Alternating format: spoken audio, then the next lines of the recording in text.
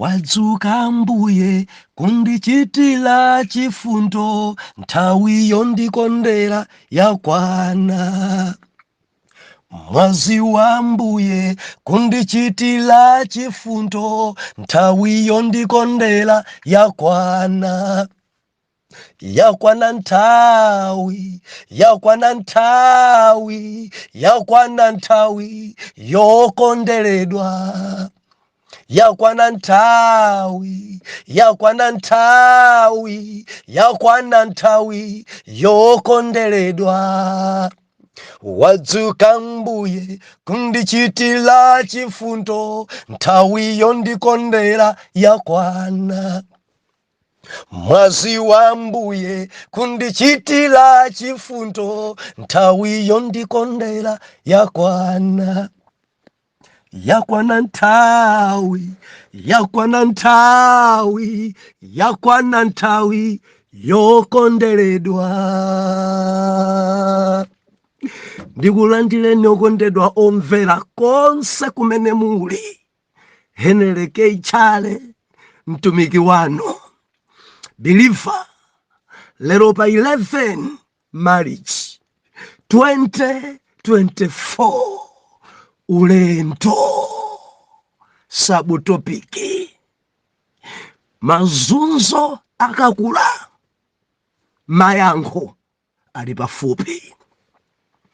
Believer tinasowana masiku awiri awa, kona la munda tagonjetsa, tapambana.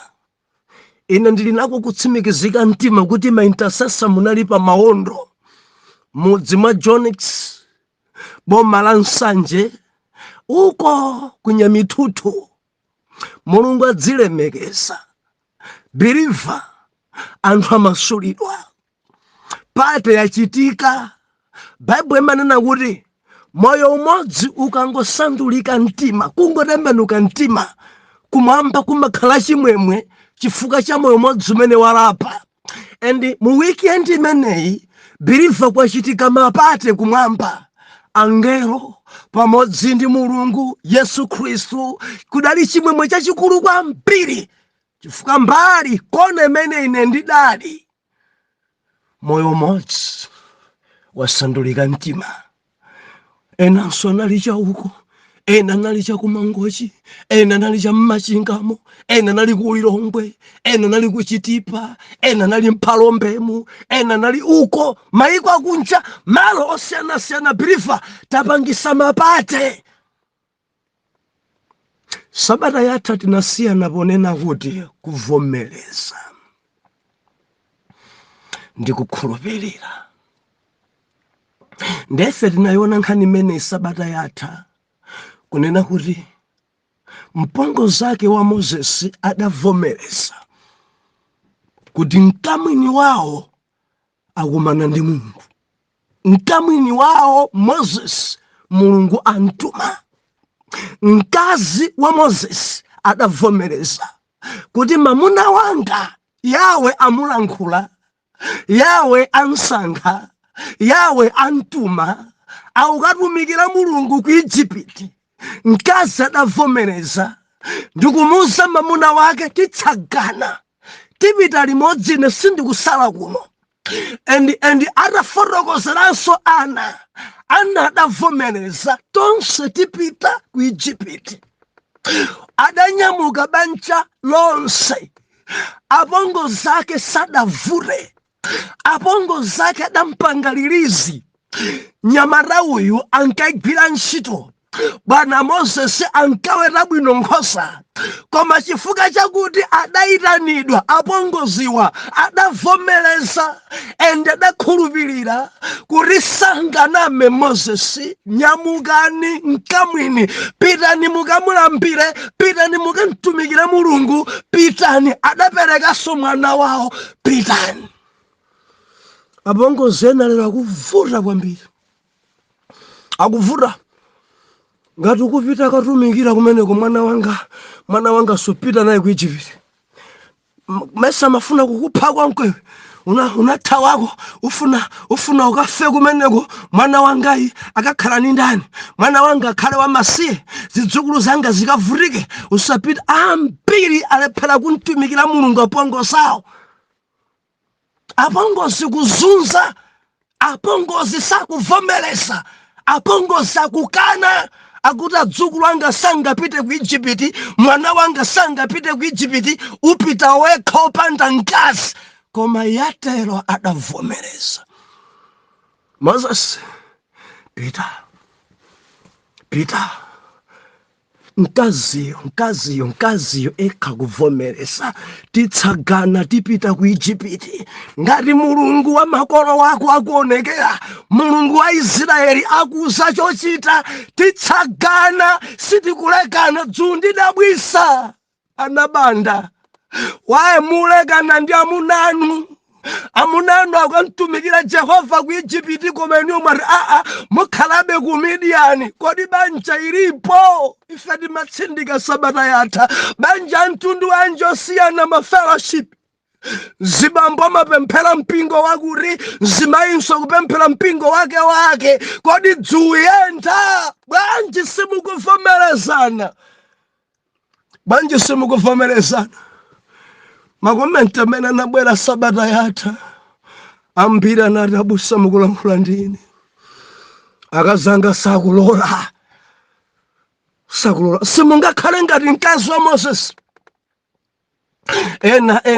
ena tivutwa ndi apongozi akuvuta kwapsa kuti mwana wawo sangasinthe mpingo ngari akufuna banja ithe eti mpaka na mpongozi kuti mwana wanga sungapite naye kupente zapentepentezo ndekuti ukwakwatire mwana wa wina wanga itoro simungavomereza pongozi kuti wapente aufuna akwatire aufuna mwana wanu akantumikire naye mabanja ambiri aononga pongozi aononga. Haleluya.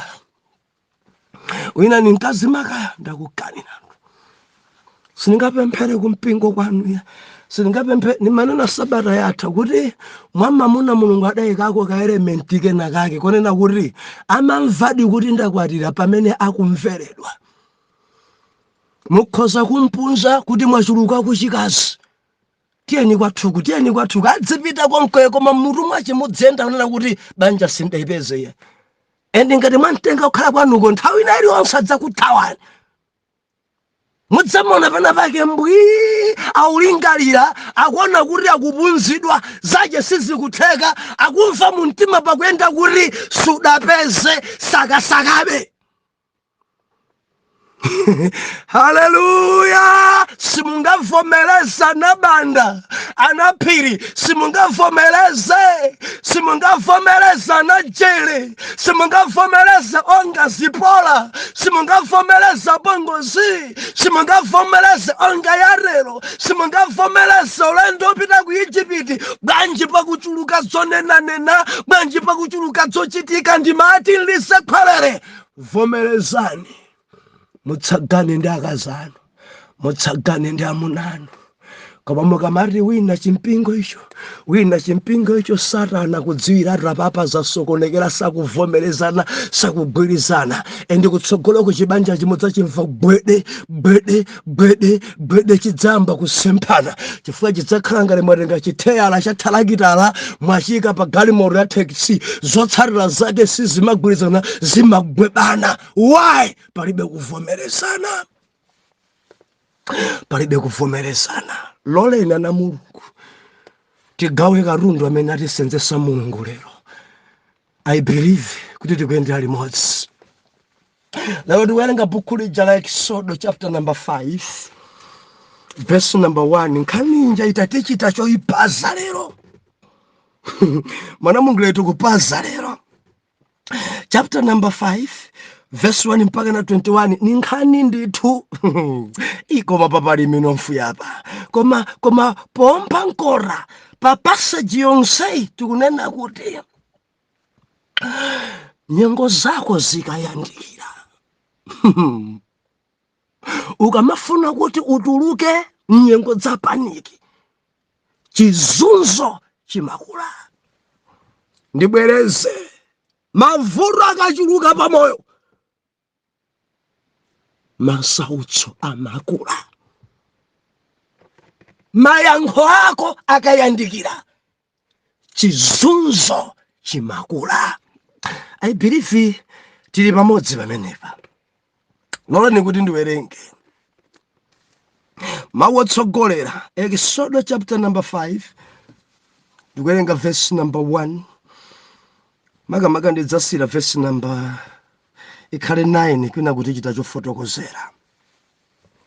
Verse number 1, mawu otsogolera: kupempha kwa Moses ndi Aaroni kuipsa mlandu wa Aisraeli.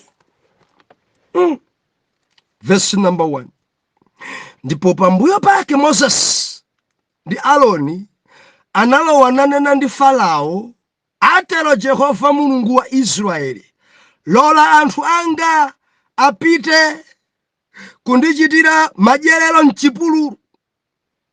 Koma Farao anati, Yehova ndani kuti ndimvere mawu ache ndi kulola Israeli apite? Sindidziwa Yehova, ndiponso sindidzalola Israeli apite. Verse number 3, koma verse 2 yoko ndidomvera.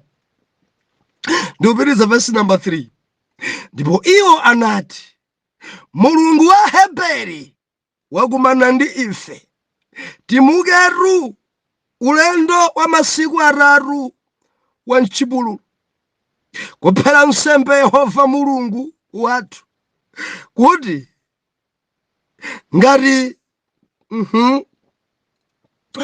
kuti angatikumike ndi muliri kapena ndi lupanga. Verse 4, ndipo mfumu ya Igupti inanena nawo, inu Moses ndi Aaroni, chifukwa ninji mumasulira anthu ntchito yawo? Mukani ku akatundu anu. Farao anatinso, taonani, anthu a m'dziko ndiwo ambiri tsopano, ndipo inu muwapumitsa ku akatundu awo. Verse 6, ndipo tsiku lomwelo Farao analamulira akufulumiza anthu ndi akapitawo awo ndi kuti, musawapatsenso anthu udzu wakupanga nawo njerwa monga kale, apite okha adzifunire udzu, ndipo mudziwawerengere njerwa momwemo anapanga kale.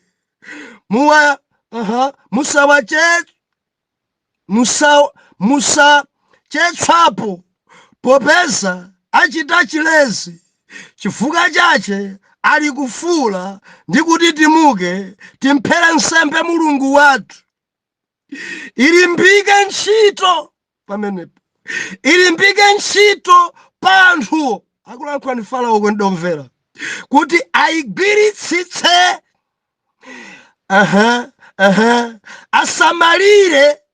asasamalire mawu amabodza. Ime pamenepo omvera, chizunzo chikakula, mayankho ali pafupi. Ndati ndili ndi chilimbikitso lero, ndili ndi chilimbikitso lero. Chizunzo chikakula, masautso akakula, mavuto akaonjeza, mayankho ali pafupi, chipulumutso chili pafupi, mtendere wanu uli pafupi, kupumula kwanu kuli pafupi. Dzikalimba nyengo, dzikaonjezeka kuwawa dzinthu, piliva ndimvetsere, ndifuna ndikulimbikitse, ndikuti pompano uboleza amene mudakumbako mbewa. Ena ngantaone sakuzidziwa mkomwe mbewazo. Kunsanje kuno zilipo anthu amazikondanso kwambiri chakulowa chire kuno. and namachita zotendera. Mwana wanga wina ni mamuzo ti mbewa timatendera ti dadi mpaka inotendera mbewa. Asena matendera mbewa. Ndipo asena onsa univomeza kuti oye imatendera. Hallelujah. Jamene adazikumba mbewazo. Zikamafika pena kuti unoja sukuoneka. Nkumaona kuti ende kuti dziulimba. Wakumba mbewa madziwa kuti mbewazo zayandikira. Chifukwa akangoboreza pamenepo ndi mbewa mbu ndi balala. Zimachita ngati zatsekera. Iwe nkumagwira ndi chala chikoda uno uli kuti pamakhala pali gwa unasuoneka.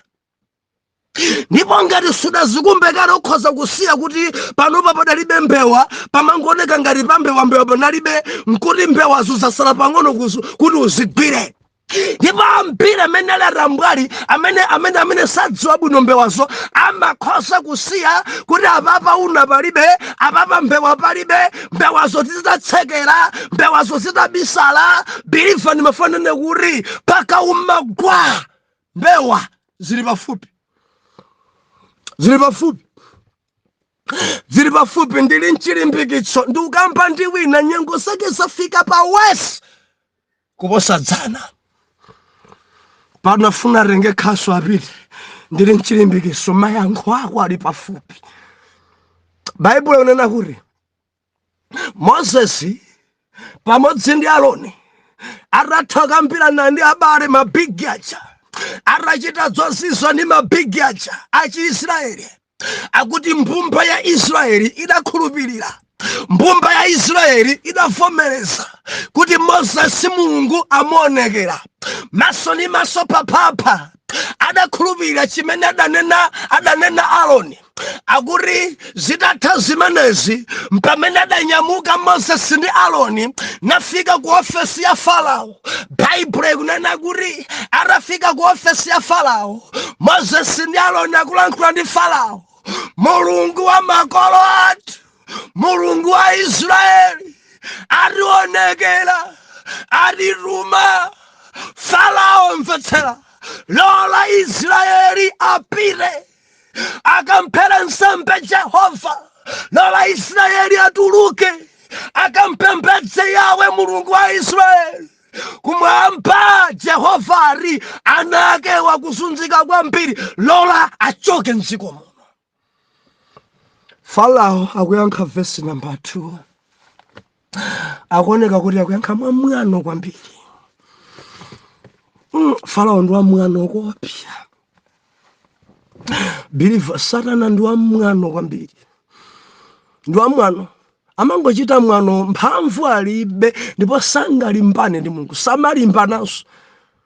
Ngwamantha kwambiri ngati pali munthu wamantha opa God. Ndiye kuti ndi njerekezi amaopa.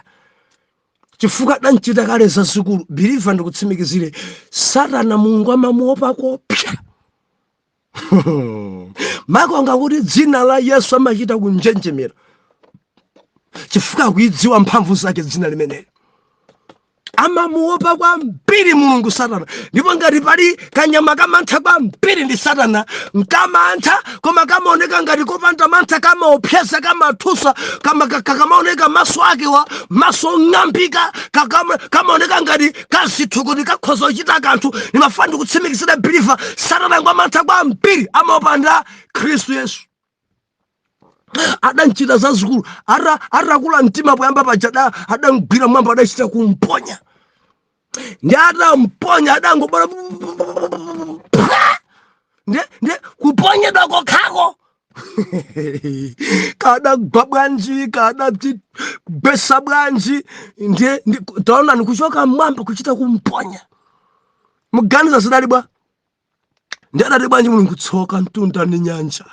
Chifukwa woipa atsikira kumeneko. Believer adatsikira ngoipa. Ngoipa Satana ngoipa kopya. Mulungu adati kuti woipa tsikira konko ndipo kulitsoka. Ndiye wino ukamamtumikira Satana kuno kuli bwino kuno. Ameneyo ngoipa olo nchitire bwino bwanji adzakupha. Sayamika Satana alibe chabwino Satana kaya kugwiritsa ntchito ya zigololo bwanji kutsogolo kadzakupha, kaya kugwiritsa ntchito kuti udzimaliza kachasu yense kutsogolo kadzakupha ndi marenda, kaya kugwiritsa ntchito kuti akazi onse akhale akomitira kutsogolo kusadzakupha. Satana alibe chabwino. Mulungu adati chimunthu choyipa chatsikira kumusiko tsoka mtunda ndi nyanja, ndipo njerekezi akudziwa ndithu kuti Yesu ni amuna. Satana akudziwa ndithu kuti Tate wa mwamba palibe fana naye, akudziwa zimene. Chifukwa zonse zadalenga na Mulungu sana amadziwa zimene. Palibe chache mene adalenga olo madzi palibe. Hallelujah. Verse number 2 akuyankha amuna aja atapereka ripoti, atamuza chimene abwerera. Ndana kuti Farao akuyankha Yehova ndani? Simwano meno. Yehova ndani? Kuti ndimvere mawu ake ndikulola Israeli apite?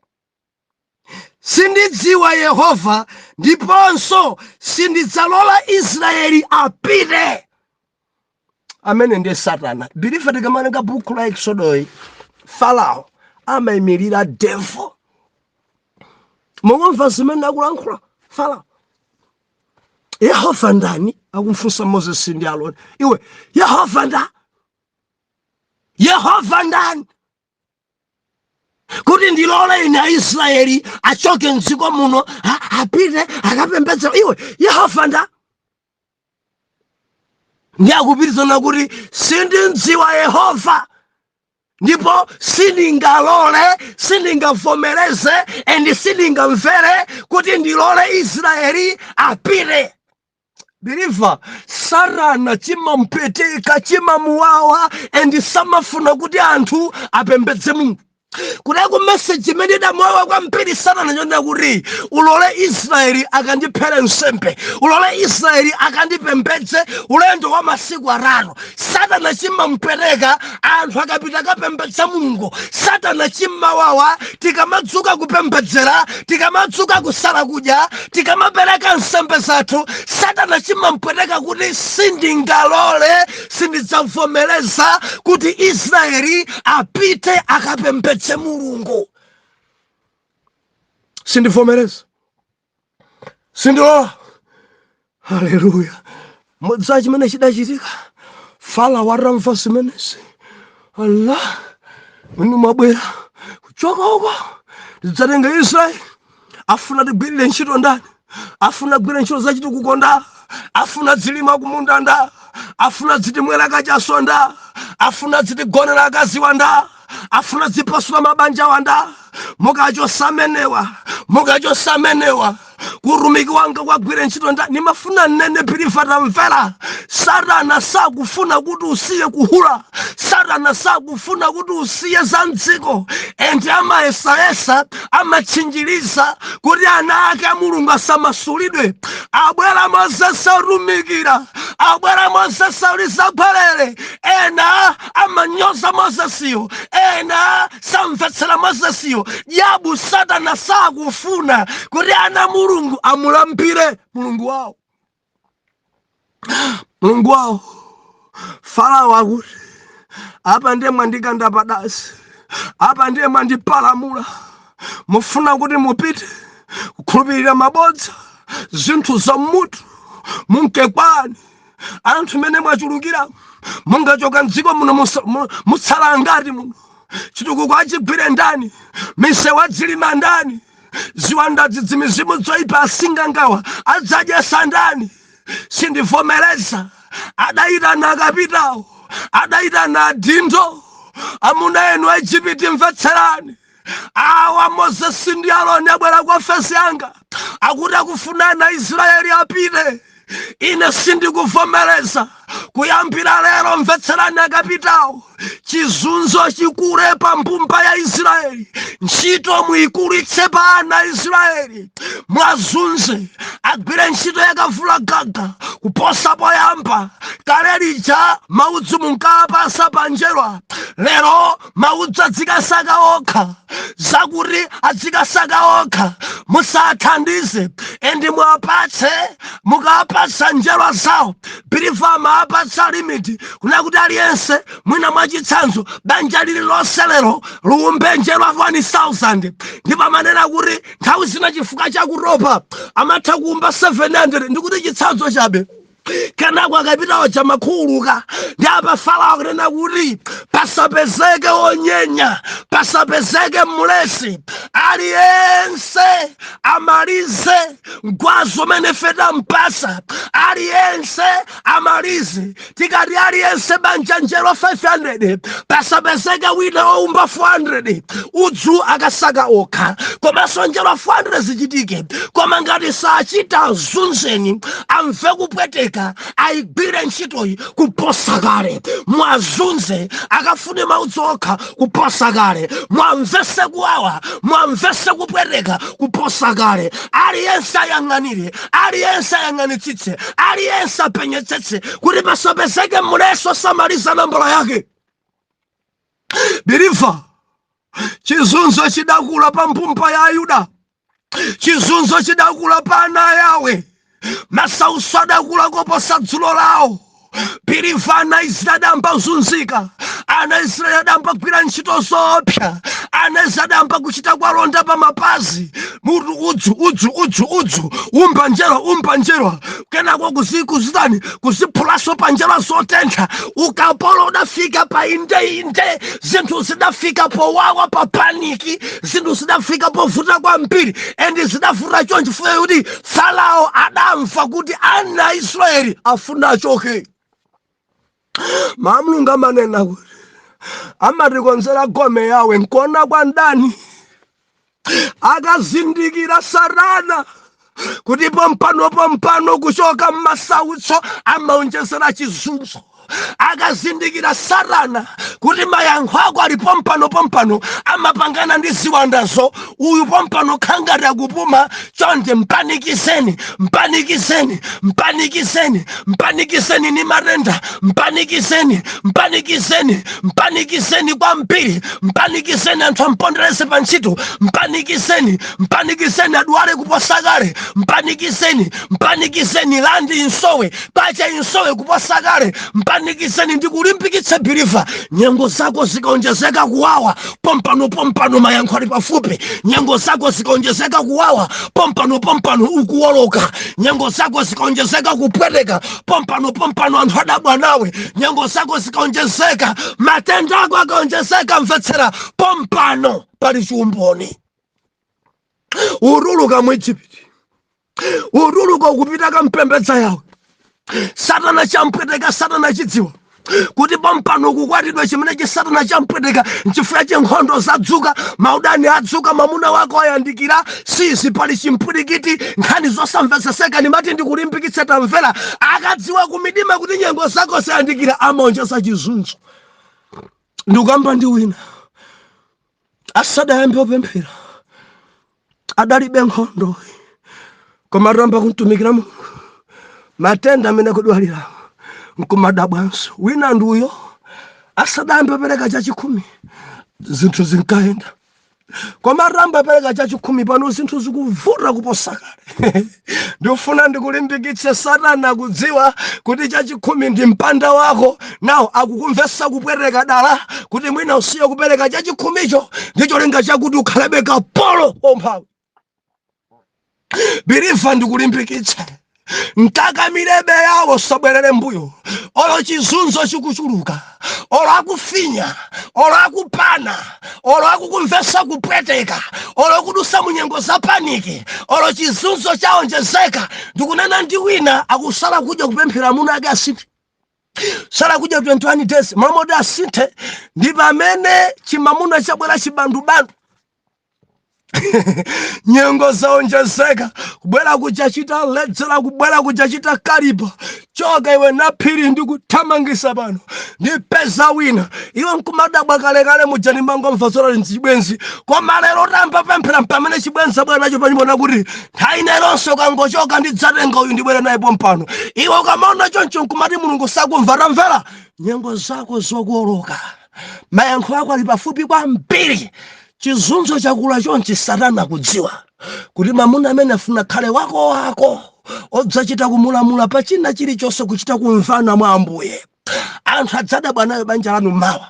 Koma chifukwa kuti Satana akudziwa kuti pompano Mayankho ayandikira, ayilimbisa dala nkhondo yako, alimbisa dala chizunzo chako, alimbisa dala matenda ako, alimbisa dala kuti musamvane mbanja, alimbisa dala kuti amuna ako ndinu musamamvane, kuti kudzikuchitika Satana zichita dala ndicho linga chakuri aumvese opweteka. Ndikulimbikitse ndikuti Mayankho ako ali pafupi, mdaliso wako uli pafupi, chiyembekezo chako chili pafupi. Pompano mimba uitenga ubala pompano kukwatiwa, promotion yako ili pompano. Ukamafuna kukwezedwa pamene nkhondo zimadzuka ndi abwana omwe osakuganizira olosagwirizana nawo, nkhani pwirikiti zosamvetsa, ndambana naye chani mkulu iwo nkumadabwa. Tamvera, Farao amva, Farao aona, Farao akhumudwa kuti ukukwezedwa, Farao akhumudwa kuti ukwatidwa, Farao akhumudwa fa ntchito kulembedwa, Farao akhumudwa chifukwa pompano galimoto ijamugula, nchifukwa chake zinthu zina sidzikumveseseka pa moyo wako, chizunzo chaonjezeka kwambiri, zimene zikuchitika sunkaziyembekeza zingachitike. Waye zachitika, Satana champeteka chifukwa mtendere wako, promotion yako, chuma chako, ndaliso wako. Anthu afuna kusintha dzina, ukhale misisi wakuti anthu kumadabwa kudusa malenja, zimene Satana ziona nchifukwa chaonjezera chizunzo. Ndionena ndangata univomereza kuti abusa ine chizunzo chaonjezeka, marenda aonjezeka, kusagwirizana kwa mbanja kwaonjezeka, maloto oyipa aonjezeka, chuma chikuvuta zachita kuonjezeka, kusowa kwa ntchito zachita kuonjezeka, kusowa kwa ufa zachita kuonjezeka. Chilimbikiso changa, tamvera, Mayankho ako ali pafupi. Satana azibwereza dala kuti umve kupeteka kuti mwina ungachimwe. Ndikulimbikitse usabwerere mbuyo, maso pa yawe. Tikumanenso mawa. Atate mdzina la Yesu, mwana wanu ushu, chizunzo chaonjezeka, chizunzo chaonjezeka. Ndema tilimbikitsana kuti mene zililimu ndikuti pompano kutuluka, pompano uyu aulemera, pompano Mayankho akali pafupi kwambiri. Zichitike mdzina la Yesu. Oyera mtima tiyankhe kuti amen and amen.